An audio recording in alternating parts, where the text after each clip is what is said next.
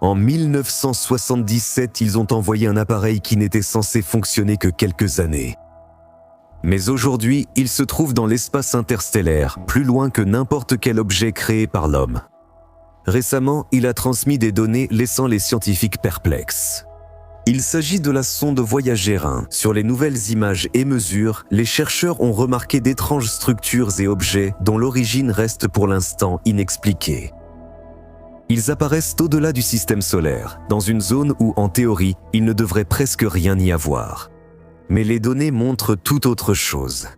Selon les informations de la NASA, les instruments de la sonde détectent des anomalies inattendues et des structures de matière dense qui ne devraient tout simplement pas s'y trouver. Qu'est-ce que c'est réellement? Un phénomène cosmique rare? Un type inconnu de milieu interstellaire? Ou quelque chose d'encore plus mystérieux? Et le plus étonnant, c'est que ces données continuent d'arriver en ce moment même. Voyons ce que Voyager 1 a découvert exactement à la frontière de notre système solaire. Bien que les deux sondes spatiales, Voyager 1 et Voyager 2, aient commencé leur mission en 1977, nous continuons à recevoir beaucoup d'informations précieuses de leur part. Au départ, il était prévu que les deux engins explorent Jupiter et Saturne, ainsi qu'en partie Neptune et Uranus. Personne ne s'attendait à ce que Voyager dépasse largement le programme initial. Aujourd'hui, ils ont déjà traversé l'héliosphère, et pour quitter complètement le système solaire, il ne leur reste plus qu'à franchir le nuage d'Oort. Chacun des voyagers dispose de ses propres sources d'énergie. Il s'agit de structures de forme cylindrique contenant 4,5 kg de plutonium. On les appelle des générateurs thermoélectriques à radioisotopes et chaque sonde en possède 3. Le plutonium génère 2400 watts.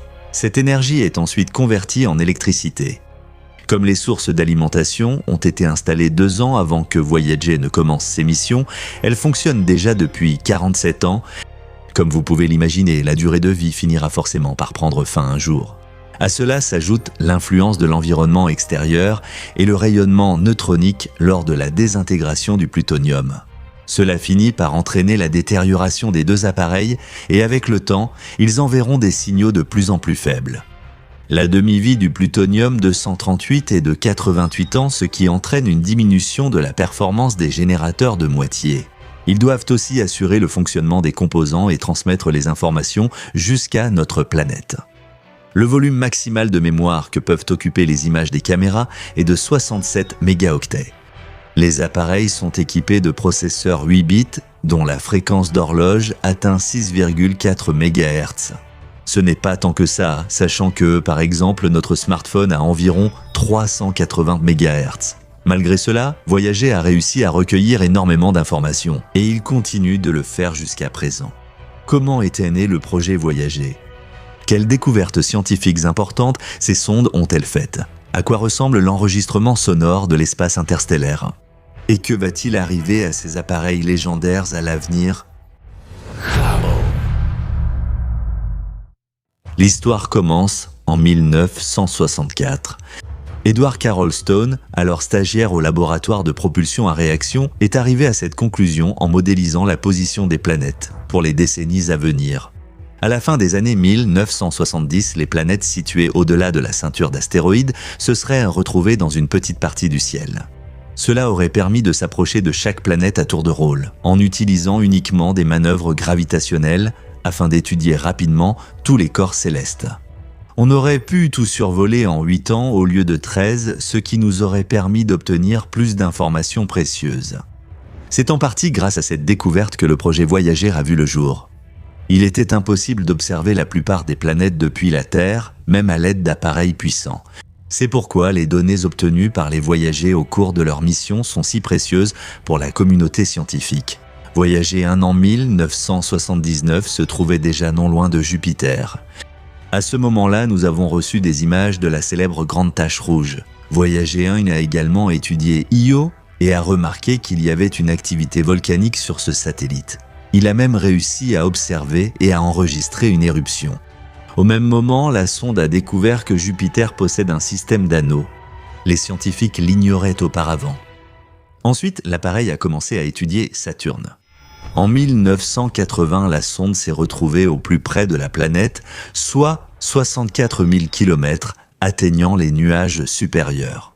L'appareil a pris des photos des anneaux de Saturne de certains de ses satellites en haute qualité et a envoyé les données sur Terre. Les températures sur la planète elle-même étaient assez basses. Dans la couche supérieure de l'atmosphère, elles descendaient jusqu'à moins 191 degrés Celsius. Il faisait le plus chaud non loin du pôle Nord. Là-bas, la température n'était que de moins 10 degrés. On a également observé plus près de l'équateur des vents très puissants qui se déplaçaient à une vitesse de 1800 km à l'heure. De plus, Voyager 1 s'est retrouvé non loin du satellite de Saturne Mimas. Il était remarquable par le fait qu'il possédait un énorme cratère d'environ 100 km de diamètre. Le diamètre du satellite est légèrement inférieur à 400 km. Dans le système de Saturne, l'appareil a étudié Titan en dernier. La distance minimale entre eux était de 6490 km. Il en est résulté que Titan n'est pas le plus grand satellite du système solaire, bien que les scientifiques aient auparavant soutenu cette opinion. Le titre honorifique est revenu à Ganymède. De plus, Voyager 2 a étudié l'atmosphère du satellite et il s'est avéré que sa densité était plus élevée que ce que l'on pensait initialement. En se basant sur les données obtenues, on pouvait conclure que Titan pouvait posséder différents types de plans d'eau, mais composés d'hydrocarbures liquides. La proximité de la sonde avec Titan n'a pas été sans conséquence pour elle. Après cela, il ne pouvait plus étudier d'autres objets spatiaux. Pendant ce temps, Voyager 2 se dirigeait vers Neptune. Il s'est retrouvé tout près de Neptune, à seulement 5000 km. Nous avons obtenu une image de Neptune où l'on peut distinguer une tache d'une taille incroyable près de l'équateur.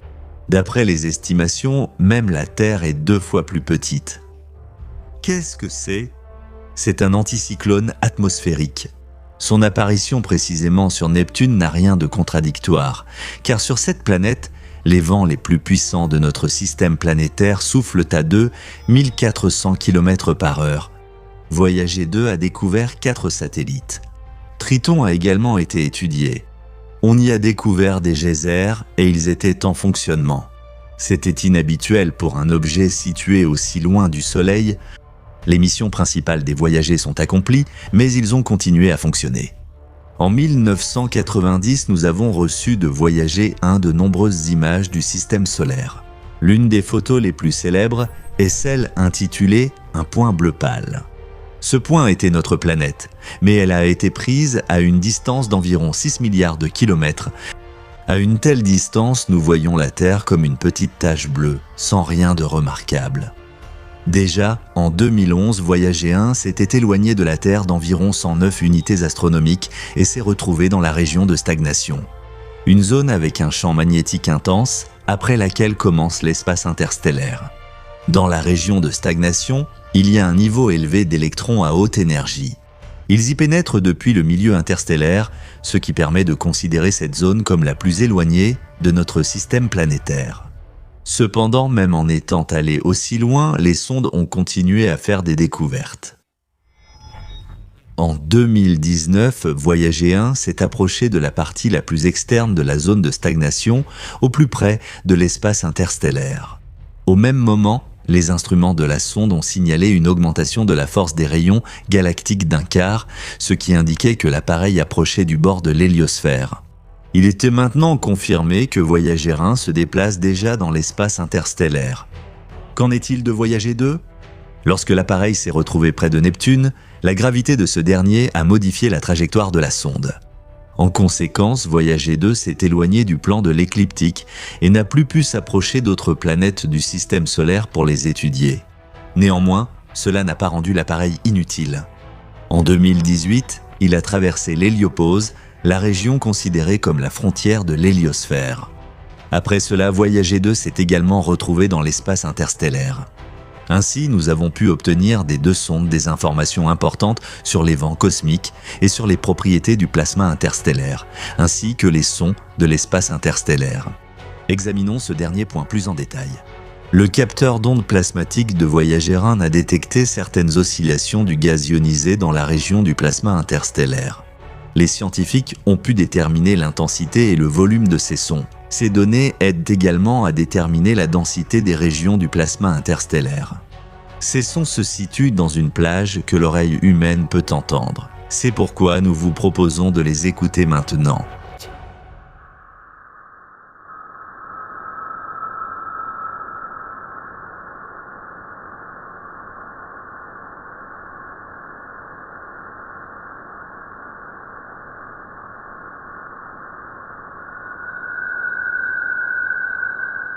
C'est étonnant, n'est-ce pas ? Cependant, même si les voyageurs peuvent ne pas envoyer de nouvelles données vers la Terre pendant plusieurs mois, voire des années, après un certain temps, nous apprendrons à nouveau beaucoup de choses étonnantes et sensationnelles grâce à eux. En 2022, un signal constant, bien que très faible, a été détecté entre les éjections de rayonnement solaire. On suppose que les fluctuations dans le gaz interstellaire ont provoqué l'apparition d'ondes de plasma, où ce bourdonnement s'est formé. Mais qu'est-ce que c'est ? On pensait auparavant que l'activité de faible niveau qui se produit dans le milieu interstellaire était plus faible qu'elle ne l'est en réalité, même si nous pouvons considérer cette région comme un vide. Les raisons exactes de cette activité accrue nous sont inconnues. Des hypothèses suggèrent que ce phénomène serait lié au bruit quasi-thermique des électrons dans le plasma ou aux oscillations plasmatiques associées à une activité thermique. En étudiant ce signal, nous pouvons également déterminer la densité du plasma dans le milieu interstellaire. Les sondes voyagées ont constaté une hausse de la densité des électrons dans cette zone. Cela aidera les scientifiques à l'avenir à comprendre comment le plasma interstellaire est réparti et comment il est influencé par les vents solaires. La plupart des capteurs et instruments sont désactivés sur les deux sondes. Seuls ceux étudiant les propriétés du plasma fonctionnent encore. Avant que l'énergie des voyagés ne soit complètement épuisée, les scientifiques extrairont absolument toutes les données recueillies par les deux appareils. Malgré cela, les générateurs radioisotopiques continueront à produire de la chaleur pendant un certain temps. Cela pourrait durer environ 880 ans, soit 10 périodes de demi-vie. À ce moment-là, les réserves de plutonium seront complètement épuisées et nous n'entendrons plus jamais parler de ces appareils extraordinaires. Pendant un certain temps, les voyageurs se déplacent dans la même direction. Ils traverseront ensemble le nuage d'Oort où ils pourraient être endommagés. Mais nous espérons que cela n'arrivera pas. Après cela, les sondes voyageront dans des directions différentes, en s'approchant d'objets cosmiques lointains. Mais malheureusement, il ne nous est pas donné de savoir ce qu'ils y découvriront. La Terre est la planète idéale pour l'habitation humaine. Êtes-vous d'accord avec cela ? Il semblerait que sa justesse soit évidente. Mais tout n'est pas si simple. En effet, compte tenu de notre environnement planétaire, la Terre semble être un îlot unique de vie et de richesse naturelle. Mais l'univers serait-il incapable de créer quelque chose de plus parfait pour l'existence de la race humaine et même pour l'apparition de la vie en général ? Sans aucun doute, elle en est capable. C'est simplement que, en raison de nos limites techniques, nous ne pouvons pas encore détecter de tels objets. Bien qu'il y ait tout de même quelques planètes en vue. Pour commencer, il faut identifier quelles caractéristiques de la Terre améliorer pour rendre la vie plus confortable. À quoi devrait ressembler notre planète ? Plus chaude, plus humide, plus grande en taille ? Peut-être vaudrait-il mieux la réchauffer avec une étoile d'un autre type. Des missions de ce genre, avec les paramètres appropriés, seront bientôt confiées au tout nouveau télescope James Webb. Mais les scientifiques ont d'autres objectifs. Déterminer quelle exoplanète nous conviendrait mieux que la Terre. Permettez-moi de vous donner un petit spoiler. Plus loin dans cet épisode, nous parlerons des objets déjà découverts qui sont candidats à ce rôle. D'ailleurs, il y a quelques années, un signal a été reçu en provenance d'une telle planète, Gliese 581d.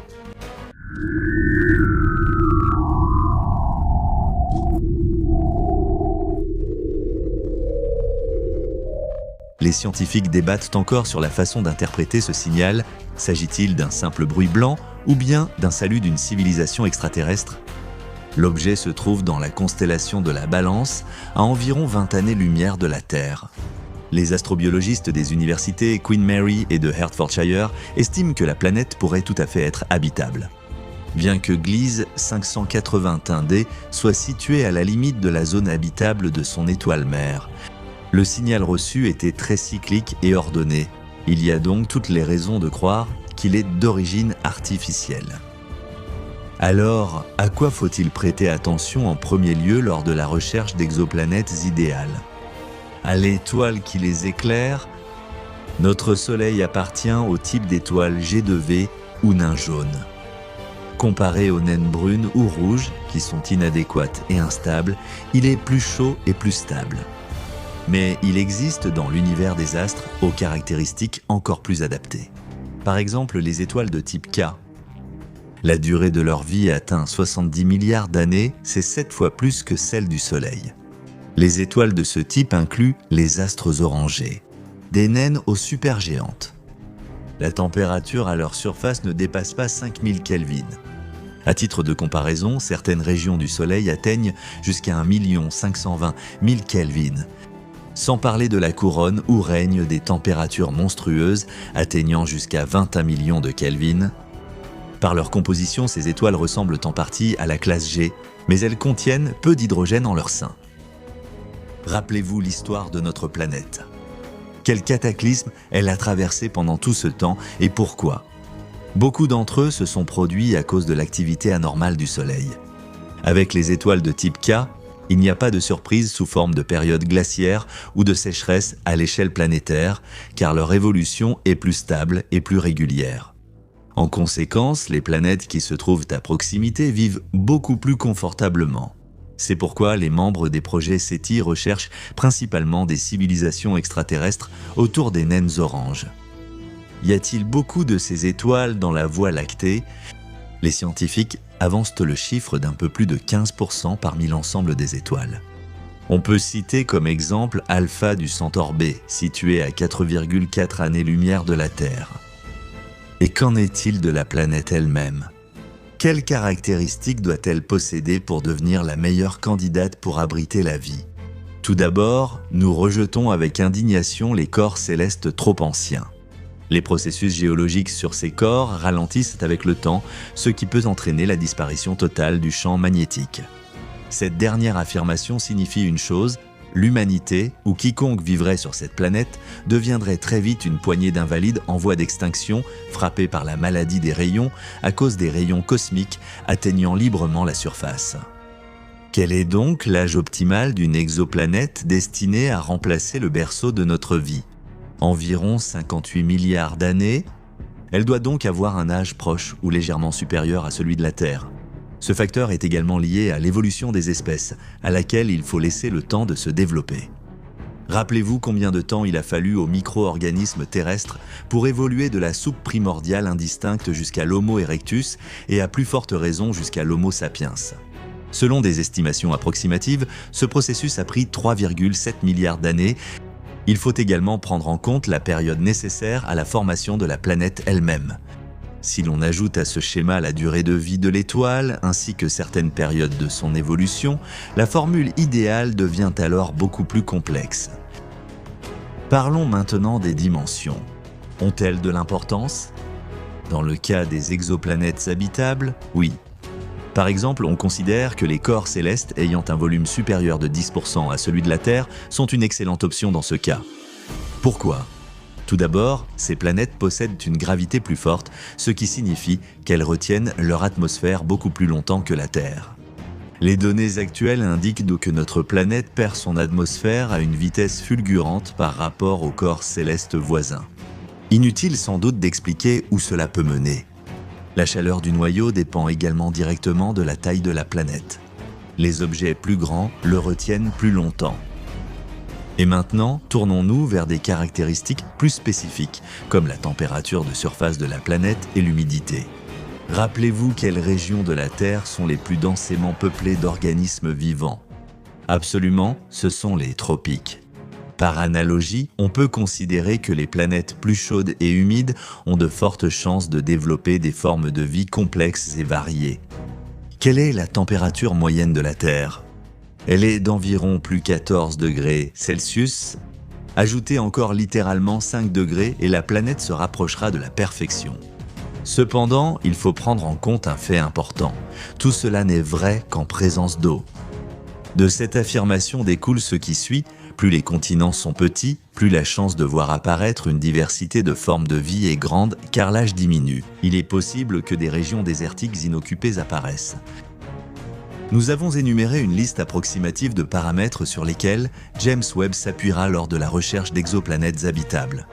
2 indices importants l'aideront également: la similarité avec la Terre et l'habitabilité de la planète. D'ailleurs, ce dernier prend en compte un éventail plus large d'objets où la vie pourrait se développer sur la base d'autres processus chimiques. Par exemple, elle peut apparaître sur des objets beaucoup plus chauds ou beaucoup plus froids que la Terre. Mais tout cela reste théorique. Mais qu'en est-il dans la pratique ? Il existe déjà des candidats réels pour ce poste vacant. Et la première d'entre elles est Kepler 442b. Cette immense planète se trouve dans la constellation de la Lyre, assez loin de la Terre, à 1120 années-lumière. Elle gravite justement à proximité d'une naine orange de type spectral similaire. Sa taille est également comparable à celle de la Terre, mais un peu plus grande. Kepler 442b est 1,3 fois plus grande que notre planète. Inutile de préciser que cette planète se trouve dans la zone habitable, c'est-à-dire dans la zone de vie de son étoile.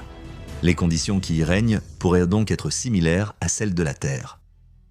La prochaine candidate au titre de Terre idéale est la planète Trappist-1i. Cependant, l'étoile qui lui donne sa lumière appartient à la catégorie des naines rouges et ce sont des astres assez imprévisibles. L'exoplanète se trouve dans la constellation du Verseau et son diamètre est proche de celui de la Terre. Si cette planète possède une atmosphère dense, il pourrait bien y avoir de l'eau aussi. Et là où il y a de l'eau, il y a aussi de la vie, du moins sous des formes qui nous sont familières. Existe-t-il une liste de planètes habitables ? Oui, elle a été établie, même si les données sont peu nombreuses.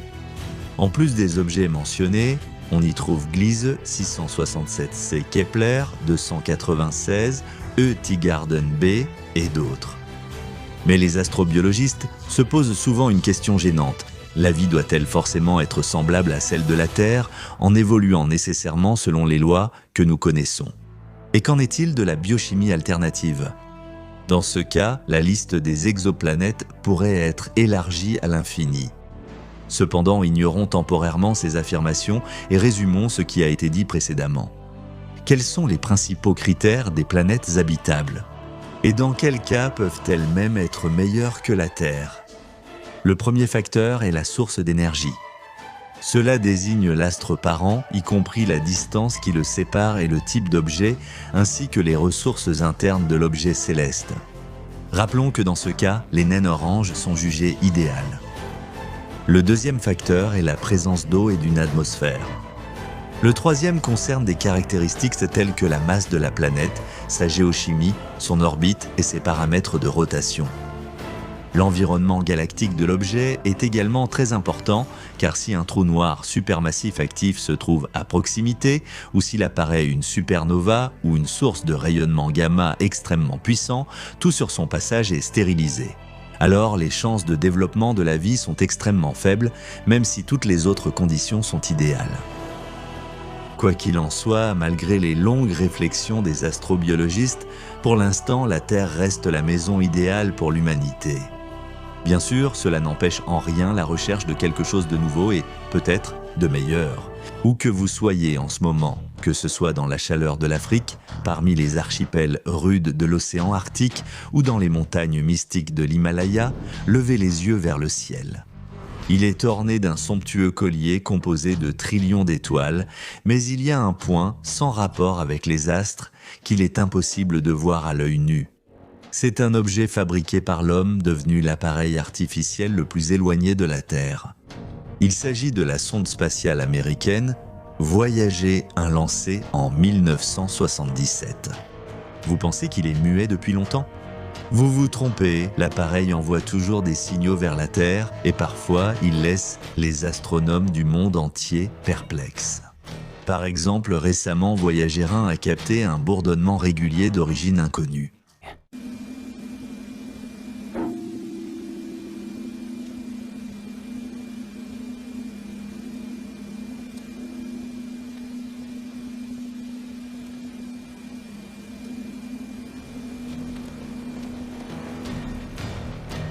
Qu'est-ce que cela pourrait signifier ? Les astrophysiciens sont encore perplexes. Quelle mission Voyager 1 est-il censé accomplir ? Et où se trouve-t-il actuellement ? La mission principale de l'appareil consistait à étudier les planètes géantes Jupiter et Saturne. Il convient de noter que Voyager 1 a parfaitement accompli sa mission. C'est lui qui a offert au monde des images détaillées de ces immenses corps célestes composés de gaz en ébullition ainsi que de leurs satellites rocheux. Mais ce n'était que le début. Le plus difficile attendait encore la sonde et elle n'a commencé à accomplir cette tâche importante que relativement récemment. Une énorme responsabilité a été confiée à Voyager 1, étudier la ceinture de Kuiper et les frontières de l'héliosphère. Mais comment interpréter les données obtenues, alors que personne n'avait jamais été dans des régions de l'espace aussi éloignées de la Terre auparavant? D'une certaine manière, c'est comme voyager avec un guide incomplet, où la majeure partie des informations manque tout simplement. C'est précisément là-bas, à des milliards de kilomètres de sa planète d'origine, que Voyager 1 a détecté un bourdonnement permanent provenant d'une source inconnue dont l'origine est très probablement l'espace interstellaire. En 40 ans de voyage, l'appareil a enregistré différents signaux, mais c'est la première fois qu'il en capte un comme celui-ci.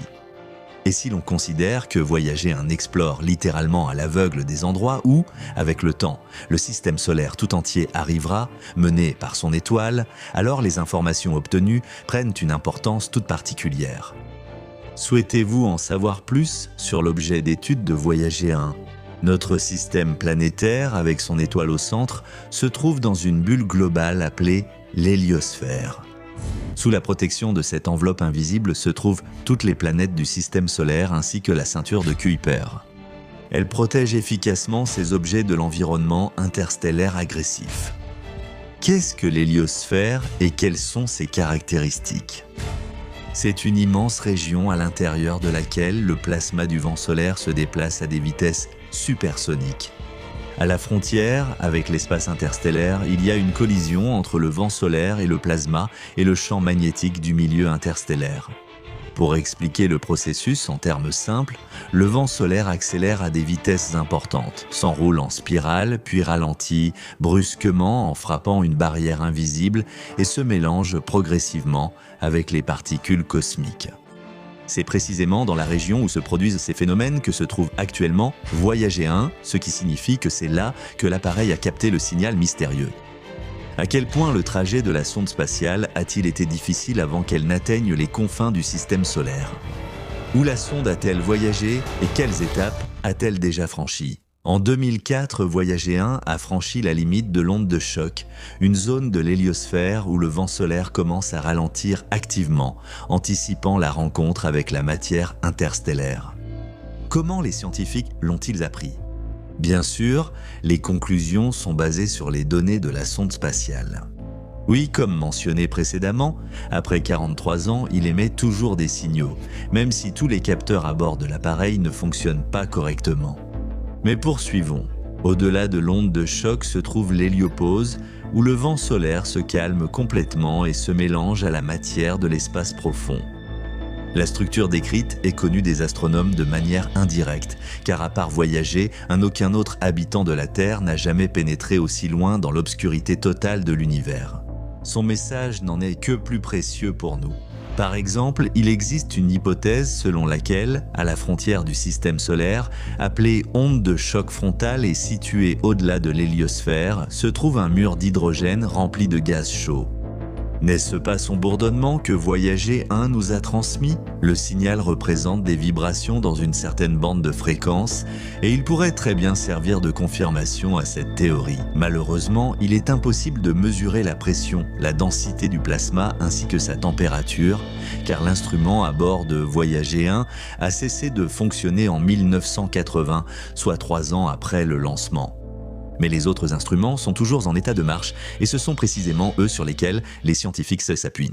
Le détecteur d'ondes de plasma et celui de rayons cosmiques nous transmettent toujours des informations précieuses. Grâce à ce dernier, il a été possible d'enregistrer une augmentation du niveau des rayons cosmiques et des électrons à haute énergie lorsque Voyager 1 s'approchait de la frontière de l'héliosphère, qu'il a franchi avec succès le 25 août 2012. L'alimentation électrique de la sonde est assurée par des générateurs radioisotopiques fonctionnant au plutonium-238. À l'heure actuelle, leur puissance a diminué de moitié. Mais revenons à cet étrange bourdonnement détecté par les instruments de Voyager 1. Quelles hypothèses, en dehors de celles déjà évoquées, les scientifiques envisagent-ils pour expliquer ce phénomène étrange ? En fait, de telles vibrations sont également provoquées par des ondes plasmatiques de différentes natures. Par exemple, elles peuvent être déclenchées par de grandes éruptions solaires. Certains astronomes supposent que l'espace à la frontière du système solaire et de l'espace interstellaire possède une structure semblable à de la mousse. Cela se produit parce que de petits objets cosmiques forment autour d'eux de petites sphères ressemblant à des bulles magnétiques. Il est possible que cela provoque également l'apparition de vibrations étranges détectées par Voyager 1. D'ailleurs, le son du signal mentionné ressemble à une cloche lointaine, périodiquement interrompue par d'étranges impulsions irrégulières rappelant des coups de cloche. On a l'impression absurde que quelqu'un est assis à califourchon sur la sonde spatiale et frappe sur sa coque. L'appareil terrestre a-t-il définitivement quitté les limites du système solaire ? Pas du tout. Selon les calculs de la NASA, cela se produira dans environ 30 000 ans. En ce moment même, la sonde traverse des cercles particuliers de l'enfer universel. Mais contrairement aux compagnons de la Divine Comédie de Dante, l'appareil est complètement seul et dépourvu de tout accompagnateur. Les frontières du système solaire s'étendent bien au-delà de la ceinture de Kuiper et même de l'héliosphère. Il faudra environ 3 siècles pour que Voyager 1 s'enfonce avec dévouement dans le nuage d'Oort, si toutefois celui-ci existe ailleurs que dans l'imagination des scientifiques, car en réalité, personne n'a jamais vu cette formation. On pense que les comètes qui pénètrent parfois dans le système solaire sont justement des visiteuses provenant de ce nuage. Que se passera-t-il ensuite ? Dès que Voyager 1 quittera les limites du gigantesque Thor, la sonde entamera une errance éternelle à travers la Voie lactée. Il est peu probable que nous connaissions un jour son destin, sauf si la plaque d'or contenant les sons de la Terre et d'autres données tombe entre les mains de civilisations extraterrestres. Malheureusement, l'astronomie moderne ressemble encore beaucoup à de la lecture dans le marc de café, même si, bien sûr, la science des étoiles a énormément progressé par rapport au siècle précédent. Il est difficile d'imaginer ce que Voyager 1 pourrait encore découvrir aux confins du système solaire, et surtout, comment déchiffrer ces signaux. Pour l'instant, l'appareil se trouve à environ 21 milliards de kilomètres de la Terre, traversant l'espace à une vitesse de 60 000 km/h. Ces recherches sont très précieuses pour la science, car grâce à elles, nous pouvons lever un peu le voile du mystère et découvrir de quoi est composé l'espace interstellaire et comment il se comporte dans son environnement naturel. De plus, cela permettra de prendre en compte les erreurs du passé lors de la conception de nouvelles sondes qui seront encore plus rapides et plus fiables. En attendant que la sonde Voyager 1 ait littéralement des bourdonnements dans les oreilles, réjouissons-nous des conditions confortables sur Terre et de la possibilité d'obtenir facilement n'importe quelle information sur les confins de l'espace sans quitter notre canapé préféré. La chaîne Hubble a le plaisir de vous accompagner et compte sur vos likes et abonnements. Ne manquez pas le plus intéressant.